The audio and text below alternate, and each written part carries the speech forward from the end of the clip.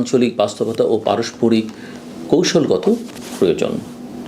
শেখ হাসিনার দীর্ঘ ক্ষমতাকালে দুদেশের সম্পর্ক কার্যত স্থবির হয়ে গেছিল। সেই সময় ঢাকার কূটনীতি ছিল অনেকটা একমুখী। দিল্লিকে প্রধান মিত্র হিসেবে দেখা, ইসলামাবাদকে উপেক্ষা করা, এমনকি শত্রু হিসেবে আচরণ করা। মুক্তিযুদ্ধের সময়কার পাকিস্তানের অপরাধের প্রশ্নটি প্রায় একমাত্র ভিত্তি হয়ে দাঁড়িয়েছিল দ্বিপাক্ষিক সম্পর্ক মূল্যায়নের ক্ষেত্রে।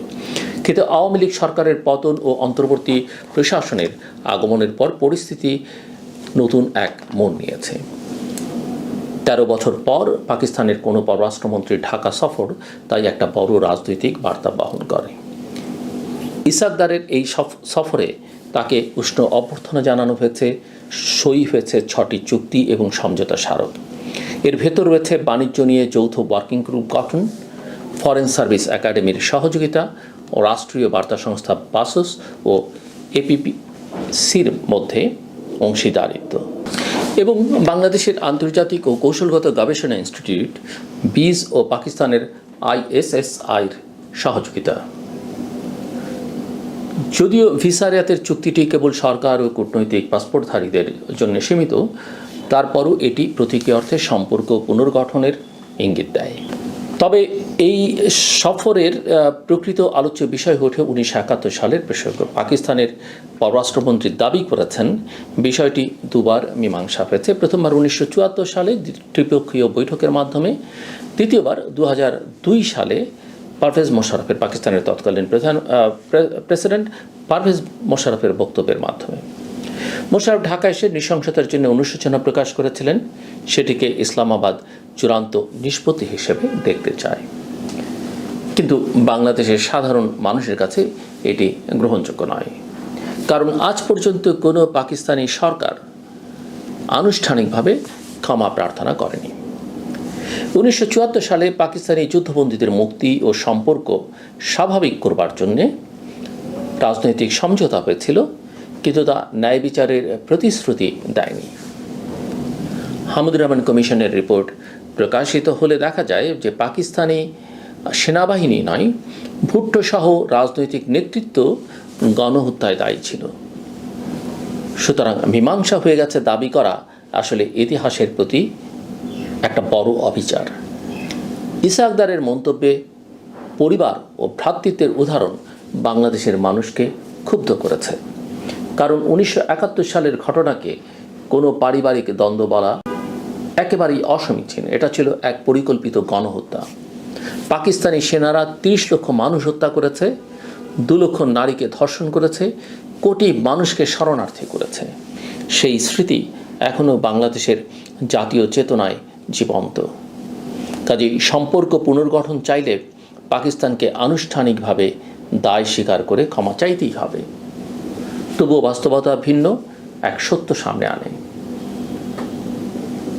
বাংলাদেশ আজ ভারতের সঙ্গে ক্রমশ অস্বস্তিকর সম্পর্কে আটকে পড়েছে। সীমান্তে পুশব্যাক, নাগরিকত্ব প্রশ্ন, অর্থনৈতিক চাপ, এসব নিয়ে দিল্লির সঙ্গে উত্তেজনা বাড়ছে।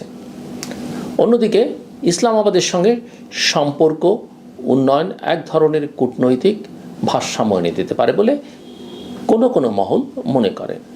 একই সঙ্গে চীন, পাকিস্তান ও বাংলাদেশকে নিয়ে যে ত্রিপাক্ষিক সহযোগিতা কাঠামো তৈরি হয়েছে, সেটা কৌশলগতভাবে কারো কারো কাছে গুরুত্বপূর্ণ, কিন্তু সেটার একটা বিপরীত দিকও আছে, ঝুঁকিও আছে, সেটাও আমাদের মাথায় রাখা দরকার। ভারত সার্ককে অচল করেছে অভিযোগ, কিন্তু বেল্ট অ্যান্ড রোড উদ্যোগ, বন্দর ব্যবহার, আঞ্চলিক বাণিজ্যের মতো ক্ষেত্রগুলোতে ইসলামাবাদ ঢাকার সহযোগিতা কারো কারো মতে নতুন একটা সুযোগ তৈরি করতে পারে। সফরের রাজনৈতিক মাত্রা আরও স্পষ্ট হয় যখন তার বিএনপি, এনসিপি ও জামায়াতের নেতাদের সঙ্গে বৈঠক করেন। তিনি খালেদা জিয়ার সঙ্গে সাক্ষাৎ করেন, যদিও তা প্রোটোকলের আড়ালে সৌজন্য হিসেবেই ব্যাখ্যা করা যেতে পারে। তবে রাজনৈতিক বার্তাটা খুবই স্পষ্ট। ইসলামাবাদে বুঝিয়ে দিল ঢাকার নতুন রাজনৈতিক ভারসাম্যকে তারা গুরুত্ব দিচ্ছে এবং ভবিষ্যতে নির্বাচনী রাজনীতিতে ইসলামাবাদের সমর্থন কাকে ঘিরে থাকতে পারে তারও ইঙ্গিত দিচ্ছে। এখানে একটা বড় প্রশ্ন থেকে যায়, 71-এর ক্ষত না মুছে কি সম্পর্ক টেকসই হতে পারে? আন্তর্জাতিক সম্পর্কের ইতিহাসে দেখা যায় অনেক দেশই যুদ্ধাপরাধ বা দমননীতির জন্য ক্ষমা চেয়ে পরবর্তী প্রজন্মের জন্য সম্পর্কের নতুন অধ্যায় খুলেছে। জাপান দ্বিতীয় বিশ্বযুদ্ধের নৃশংসতার দায় স্বীকার করেছে, জার্মানি হলোকস্টের জন্য ক্ষমা চেয়েছে। পাকিস্তানের ক্ষেত্রেও এ ধরনের পদক্ষেপ অপরিহার্য, নইলে কৌশলগত সম্পর্ক এগুলো আবেগের স্তরে বাধাটা কিন্তু থেকেই যাবে। এই প্রেক্ষাপটে রোহিঙ্গা সংকট বাংলাদেশের জন্য আরেকটা গভীর বাস্তবতা তৈরি করছে। 8 বছর পার হয়ে গেছে, এখনও 11 লাখের বেশি রোহিঙ্গা কক্সবাজারে আশ্রিত। সম্প্রতি পশ্চিমা বিশ্বের 11টি দেশ এক যৌথ বিবৃতিতে বাংলাদেশের ভূমিকার প্রশংসা করেছে। তারা স্বীকার করেছে যে রোহিঙ্গারা এখনও নিরাপদে দেশে ফিরতে পারছে না, কিন্তু তারা প্রত্যাবাসনের জন্য কার্যকর কোনো সময়সীমা দেয়নি। আন্তর্জাতিক সম্প্রদায় শুধু প্রতিশ্রুতির মধ্যেই সীমাবদ্ধ। অন্যদিকে যুক্তরাষ্ট্র ও চীন মিয়ানমারকে ঘিরে নিজেদের স্বার্থে প্রতিদ্বন্দ্বিতা করছে। চীনের বেল্ট অ্যান্ড রোড প্রকল্প, গ্যাস ও খনিজ সম্পদ আহরণ, যুক্তরাষ্ট্রের লক্ষ্য চীনের প্রভাব ঠেকানো এবং মিয়ানমারের বিরল খনিজের বাজারে প্রবেশ। ওয়াশিংটন সম্প্রতি জান্তা ঘনিষ্ঠ ব্যবসায়ীদের উপর থেকে কিছু নিষেধাজ্ঞা প্রত্যাহার করেছে, যা বাংলাদেশের দৃষ্টিতে রোহিঙ্গা প্রত্যাবাসনের ক্ষেত্রে ঝুঁকিপূর্ণ। কারণ মানবাধিকার ও গণতন্ত্রের প্রশ্ন চাপা পড়ে গেছে কৌশলগত স্বার্থের নিচে, এবং সেটাই বিশ্বজুড়ে আসলে হয়ে থাকে। এই পরিস্থিতিতে বাংলাদেশের কূটনীতিকে বহুমুখী দৃঢ় হতে হবে। পাকিস্তানের সঙ্গে সম্পর্ক উন্নয়ন শুধু আবেগ নয়, বাস্তবতারও দাবি। তবে একই সঙ্গে ৭১-এর ন্যায় বিচারের প্রশ্নে ছাড় দেওয়া যাবে না। আবার রোহিঙ্গা সংকটে আন্তর্জাতিক সম্প্রদায়ের সঙ্গে সক্রিয়ভাবে কাজ করতে হবে, যেন এই মানবিক সমস্যা আরও দীর্ঘস্থায়ী না হয়। বাংলাদেশ এখন এক সন্ধিক্ষণে দাঁড়িয়ে। ইসলামাবাদের সঙ্গে সম্পর্ক পুনর্গঠন যতটা আবেগের প্রশ্ন, তার চেয়ে বেশি বাস্তব কূটনীতির প্রয়োজনে।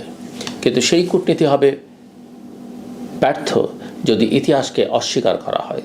তাই বাংলাদেশের জন্য প্রয়োজন ভারসাম্য, ন্যায় বিচার ও কূটনীতি, স্মৃতি ও সম্ভাবনার মাধ্যমে বা স্মৃতি ও সম্ভাবনার মধ্যে। আজকের বৈশ্বিক ও আঞ্চলিক রাজনীতিতে ছোট দেশগুলো একমুখী নির্ভরতায় টিকতে পারে না। বহুমাত্রিক কূটনীতি, বৈচিত্র্যময় অংশীদারিত্ব এবং দৃঢ় জাতীয় অবস্থানই হলো টিকে থাকবার পথ।